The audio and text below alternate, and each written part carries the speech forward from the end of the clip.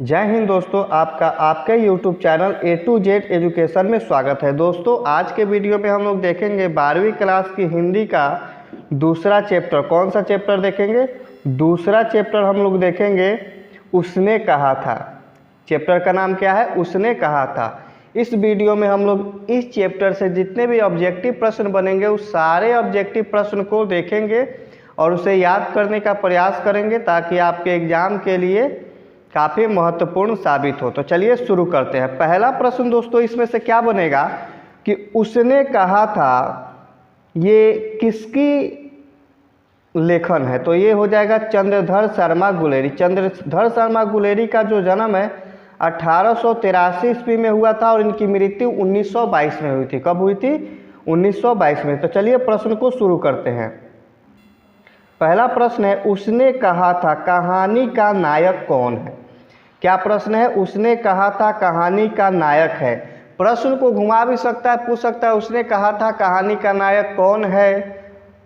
बहुत प्रकार से प्रश्न पूछ सकता है, तो आप ध्यान से देखिए क्या प्रश्न है। उसने कहा था कहानी का नायक है, तो क्या हो जाएगा? ऑप्शन नंबर ए लहना सिंह। कौन है कहानी का नायक? लहना सिंह है। अगला प्रश्न देखते हैं, तेरी कुरमाई हो गई, यह किस कहानी का वाक्य है? क्या प्रश्न है? तेरी कुरमाई हो गई यह किस कहानी का पात्र है? तो ये उसने कहा था कहानी का पात्र है। कुरमाई का दोस्तों अर्थ होता है मंगनी होना। क्या होता है? मंगनी होना। अगला प्रश्न हम लोग देखते हैं, लहना सिंह किस कहानी का पात्र है? तो अभी हम लोगों ने देखा लहना सिंह किस कहानी का पात्र है। तो लहना सिंह कहानी उसने कहा था कहानी का पात्र है। किस कहानी का पात्र है? उसने कहा था। अगला प्रश्न, उसने कहा था शीर्षक कहानी के लेखक हैं। तो इसके लेखक हम लोग ऊपर ही जानते हैं। कौन है इसके लेखक? चंद्रधर शर्मा गुलेरी।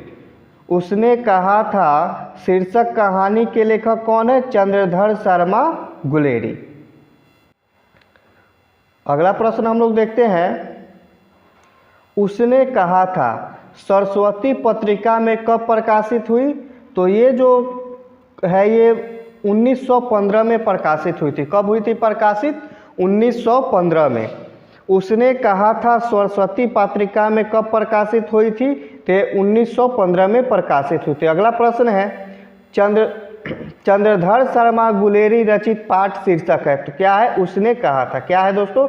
उसने कहा था। अगला प्रश्न है, उसने कहा था किस प्रकार की कहानी है? तो ये दोस्तों भाव प्रधान कहानी है। कौन सी? इसमें भावनात्मक पहलुओं को बहुत ही बेहतर ढंग से बताया गया है, इसीलिए क्या है? भावनात्मक है, भाव प्रधान है।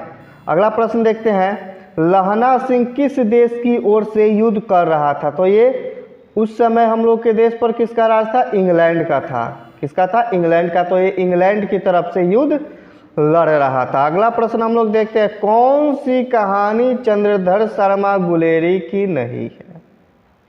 क्या पूछ रहा है कि कौन सी कहानी चंद्रधर शर्मा गुलेरी की रही है? तो तिरिक्ष जो है ये चंद्रधर शर्मा गुलेरी की कहानी नहीं है। अगला प्रश्न दोस्तों देखते हैं, बिना फेरे घोड़ा बिगड़ता है और बिना लड़े सिपाही, यह पंक्ति किस कहानी की है? तो ये जो है उसने कहा था कहानी की पंक्ति है। किसकी किस कहानी की पंक्ति है? उसने कहा था कहानी की पंक्ति है। काफ़ी महत्वपूर्ण प्रश्न है, तो आप ध्यान से समझ लीजिए। क्या प्रश्न है? बिना फेरे घोड़ा बिगड़ता है और बिना लड़े सिपाही, यह किस कहानी की पंक्ति है? तो ये उसने कहा था कहानी की पंक्ति है। अगला प्रश्न देखते हैं, उसने कहा था कहानी में किस प्रकार का चित्रण है? सॉरी दोस्तों, किस शहर का चित्रण है? तो इसमें जो है अमृतसर का चित्रण है। किसका है? अमृतसर का चित्रण है। अगला प्रश्न है, जर्मन पलटन को किसने मार गिराया? तो लहना सिंह ने मार गिराया था। किसने मार गिराया था? लहना सिंह ने। अगला प्रश्न है, उसने कहा था कहानी है। तो ये जो है प्रेम पर बलिदान होने की कहानी है। कौन सी कहानी है? प्रेम पर बलिदान होने की कहानी है। और ये वीडियो का अंतिम प्रश्न हम लोग देखते हैं, निम्न में से कौन सी रचना गुलेरी की नहीं है? तो यह हरि को हरि को हरिनाम ये जो है गुलेरी जी की रचना नहीं है। वीडियो पसंद आई हो तो आप अपने यूट्यूब चैनल को सब्सक्राइब कर लीजिए और साथ में लगे बेल आइकन को भी दबा दें ताकि आपको नोटिफिकेशन मिलते रहे इसी प्रकार से किसी और वीडियो में।